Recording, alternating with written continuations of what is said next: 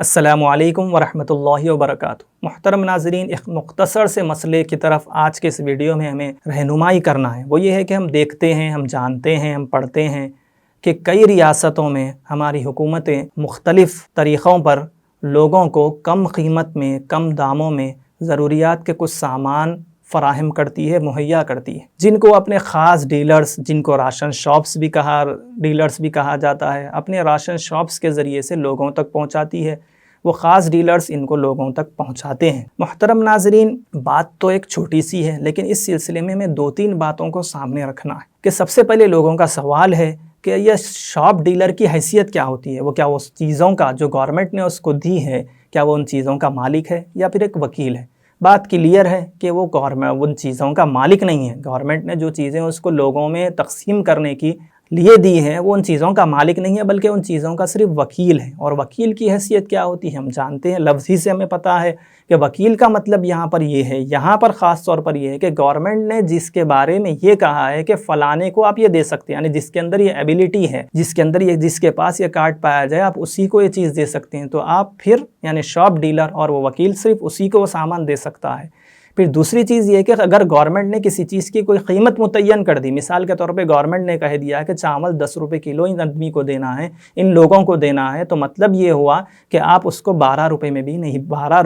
نہیں بیچ سکتے، نہیں دے سکتے۔ اور پھر تیسری بات اس سلسلے کے اسی کے اندر یہ ہے کہ اگر گورنمنٹ نے یہ کہہ دیا ہے کہ 5 کلو ایک آدمی کو ملے گا، ایک کارٹ پر 5 کلو چاول دیا جائے گا، تو کسی کو 6 کلو یا 10 کلو بھی چاول نہیں دیا جا سکتا۔ اگر کسی سے زیادہ پیسے لے لیے گئے اور کسی کو چھپا لیا گیا اس سامان کو، یا زیادہ پیسے لے لیے گئے، تو پھر وہ ان پیسوں کو گورنمنٹ کو واپس کرنا، یا پھر دیگر جو لوگوں جن کے نام پر وہ اناج آیا ہوا ہے، جن کے نام پر وہ راشن آیا ہوا ہے، ان کو ان پیسوں کو لوٹانا اس شاپ ڈیلر والے کے لیے ضروری ہو جاتا ہے۔ اس کے لیے ان پیسوں کو استعمال کرنا یا اس طرح کا کوئی کام کرنا بالکل ناجائز ہے، ایسا کرنا بالکل غلط ہے۔ اس کے اندر جو ذاتی فائدے کی جو صورتیں وہ نکل رہی ہیں یا لوگ نکال رہے ہیں، یہ انتہائی اخلاق سے گری ہوئی حرکت ہے۔ اور دوسری چیز، اب اگر یہ سامان مثال کے طور پر جس آدمی کا کارڈ تھا اور وہ جا کر ان راشن شاپ سے اس سامان کو لے کر آ گیا، اپنے طور پر اس کو وہ کہیں پر بیچ لے رہا ہے یا اپنے استعمال میں کچھ لالے راکل بیچ لے رہا ہے، یہ اس کا اپنا معاملہ ہے، وہ تو اس کا مالک بن چکا ہے، اگرچہ ان چیزوں سے بھی ہمیں احتیاط کرنا چاہیے۔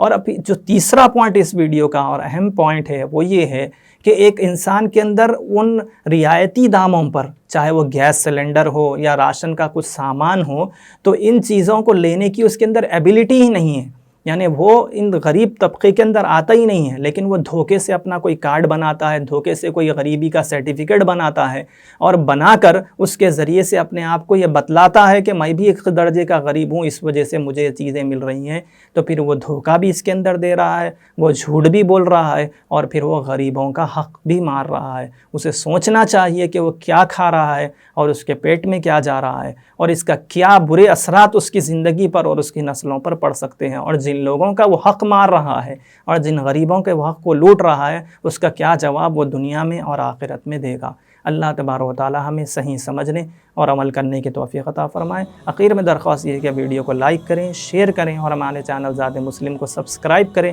کسی اور ٹاپک پر کوئی اور ویڈیو بننی چاہیے تو کمنٹ سیکشن میں کمنٹس کر کے ضرور بتلائیں۔ جزاکم اللہ خیر۔